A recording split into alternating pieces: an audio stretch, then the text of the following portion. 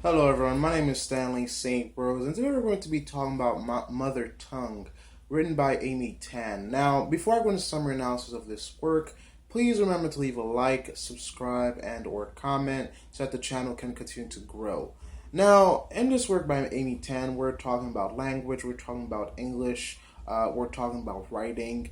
You know, Amy Tan is an individual who's from China. Her parents are from China. She's a Chinese American, and for most people, or for most Chinese families, when they come to the United States, when they become citizens of the United States, their kids usually go into careers such as engineering or pretty much anything that has to do with science, math, and the STEM field. It's rare that you see a lot of Asian individuals going to literature, going to art, going to music and things such as that. I'm not saying that they don't go into that, but there isn't as much as a high volume as much as Chinese individuals that go into the STEM field.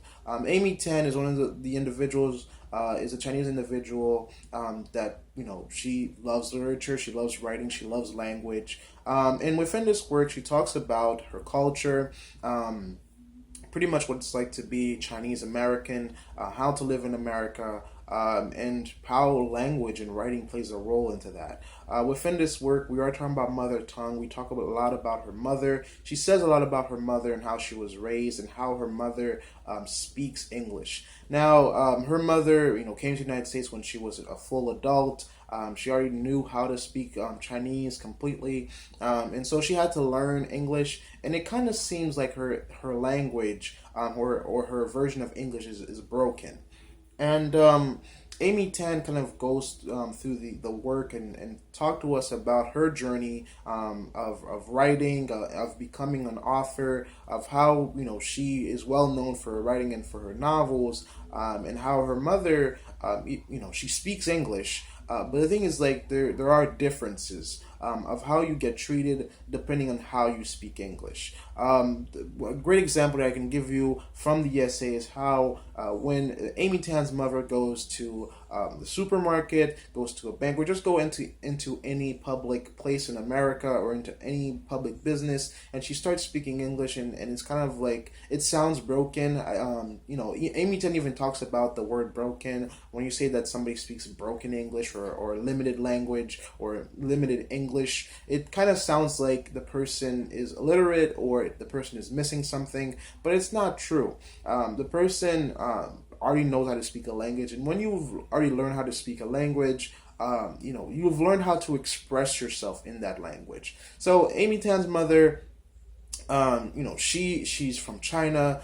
She's all about Chinese culture. She can explain things vividly, accurately, and articulately in Chinese when she speaks in her native language. But when she is trying to explain it in English, it always loses a little bit of umph to it. It always loses a little bit of detail or the significance of what she's saying, because every culture, depending on the language you're speaking, every culture words can mean different things depending on what tone, on what mood, and what rhythm you speak.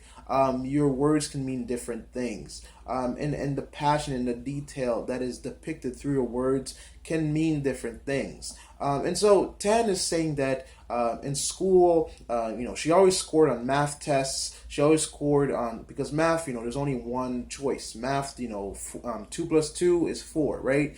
You can't change that. You can go to any country in the world, any place in the world. Math is universal. You can't trick it. You can't change it. You can't have an opinion about it. It's fundamental. It's basic. It's solid. 2 plus 2 is 4. That's it. There's anything less, anything more than 2 plus 2 is 4 is wrong. And so you get a lot of Chinese individuals, a lot of people who come into the United States. They test really high on the math sections and on the writing sections and on the literature sections. Some of them always score low scores on that. And Tan said she had to work really hard to basically improve her skills. She had to work really hard to become a writer, to develop her style of writing. And she says that she learned a lot from her mother. That a lot of the things that her mother speaks, or how her mother speaks, she learns a lot of from her mother. And in this work, she even copies down how her mother speaks, and kind of writes it down to show us the way that her mother speaks, and how even though that she might use English in a different way, she doesn't lose her creativity. She doesn't lose her significance in her speech.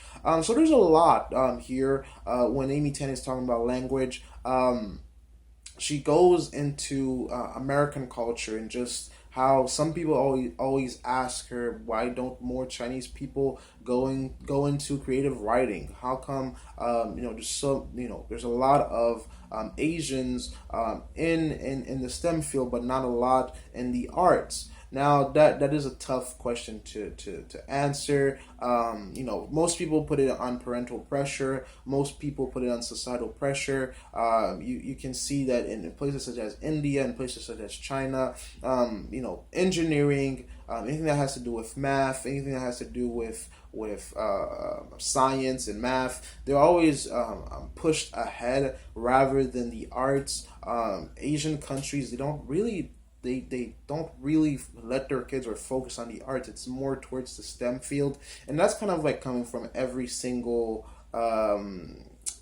pretty much every country. I mean, the STEM field is always put higher than the arts, because the arts, the thing is, like, if you go into creative writing, if you go into music, production, films, whatever that involves creativity, that involves artistic abilities, most people are going to fail. Most people are going to fail. Most writers fail. Only like the creme de la creme of writers become famous, become rich, become wealthy. And most writers who become rich, most of them are not millionaires. Most of them are not making billions. They make a good amount of living to live, and to survive, but they're not becoming millionaires. There's only like a few writers out there where their writing is so popular that they become movies, and they make a lot of finances and a lot of wealth, through their art. But most artists are starving artists, and some do get finances and some don't.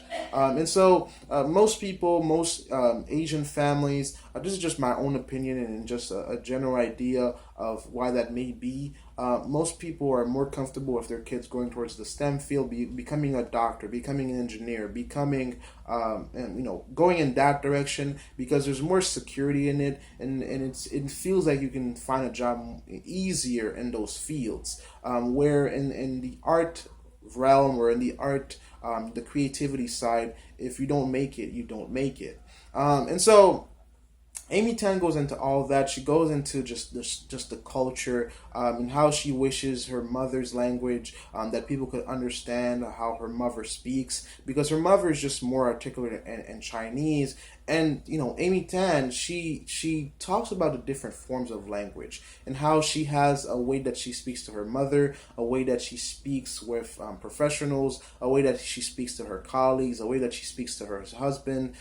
She speaks to them differently, and no one gets weirded out, because her mother understands how she speaks to her, and her colleagues and professionals, they understand how she speaks to them. And she kind of goes into how we all have our own languages, our languages of intimacy, our languages of professionalism, our languages of, for everything. We speak differently in different circumstances. When you're with your friends, you're probably more likely to speak slang, and to have nicknames, and to be more comfortable with saying different types of things. But when you're at work, when you're at school, when you're in a professional setting, it all changes. It's all different. It's at home, you're probably not putting your best foot forward in every conversation. You're more likely to say things that are just weird and stupid. But when you're in the professional setting, you're fact checking what you're saying. You're trying to be as adequate, and precise as you can, because it's the professional setting.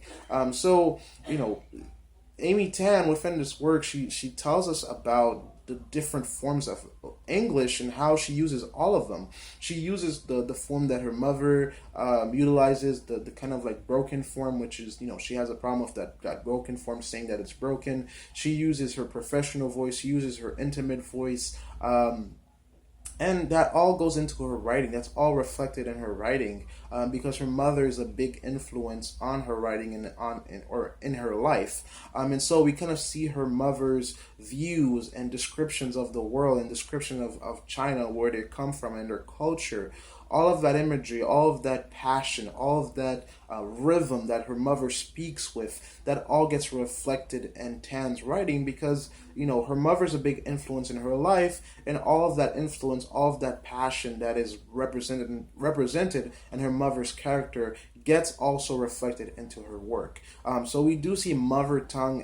The title has a big part in her life, because her mother literally, in other ways, kind of like the source of energy that Tan drew from her early life to become a writer and to understand how to see the world through her mother's eyes, and through because her mother sees the world passionately. She speaks in rhythm. Sometimes she speaks with tension and passion, and she even goes into standardized testing, and how there's some things that are involved in English and writing and language that you just can't grasp and that you just can't test, because English and language they're not like math 2 plus 2 equals 4.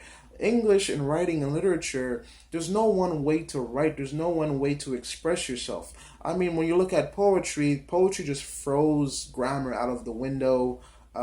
There's loose poetry, there's tight poetry. Some poems have their own type of formatting and grammar rules. Some writers don't use periods or commas. Some writers don't even spell how they're supposed to spell. They spell how they feel like.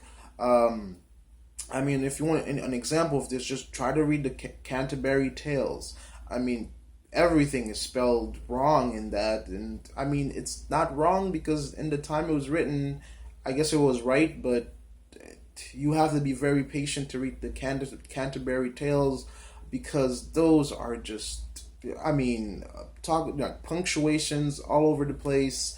The words are spelled differently. You have to be really patient to read that work. And it's still a famous writing. It's still a popular writing. And so writing doesn't have one single rule. It's not, fundamental and solid like math. It's like a river. It's like water. It can, it depends on what you're trying to achieve and what you're trying to accomplish. You can be very creative in writing, because if you're working at work, if you're working at work. If you're working, you want to use commas, you want to use proper punctuations, but if you're a writer, you kind of have the liberty to do what works for you. Because every writer, some writers like use quotation marks and some writers don't. So it really depends on you. Because another thing is that's just that with words you can convey emotions, you can make people come to tears, you can build characters and destroy characters and break down characters. There's so much things you can do in writing and language that you just can't have one way. And Tan says that her creativity is stifled when she is forced to just write in boxes, and when she's just forced to just go with that one choice, right?